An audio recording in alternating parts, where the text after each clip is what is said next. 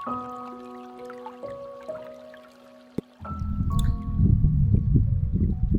Ibu lan para sedherek ingkang dipun tresnani dening Gusti. Sumangga samenika kita badhe mirengaken renungan saking Sadar dinten Kemis 18 Juni 2026. Kanthi ira-iraan Gusti ampun nyingetaken wedana paduka. Waosan kapanggih saking Jabur 29 ayatipun kaping 18. Sampun ngantos nyingetaken wedana paduka saking abdi paduka amargi kawula karupekan mugi enggal kersa paring wangsulan dumateng kawula. Gusti Allah nyingetaken wedananipun tumrap manungsa. Ngemu teges Gusti mboten kersa mirsani, mboten kersa ngatosaken manungsa.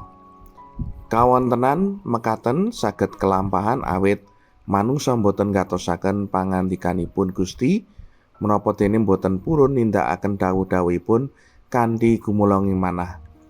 Ing wusananipun manungsa ngraosaken karupekan kawontenan ingkang boten prayogi ing gesangipun. Sampun leres lan jumbuh kalian karsanipun Gusti kados ingkang sirat ing Jabur 29 ayatipun kaping 18.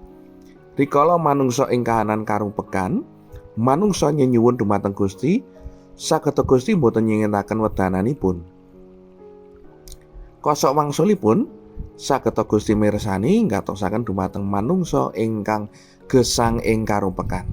Kanthi pitados lan pangajap Gusti paring pitulungan nyingkiraken karubetan ing gesanging manungsa.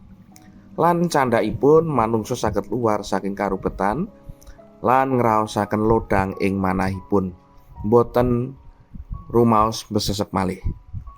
Tumraping manungsa karupekan minangka setunggaling perkawis limrah ing gesangipun. Awit manungsa dados titah ingkang dereng sampurna gesang ing jagat menika.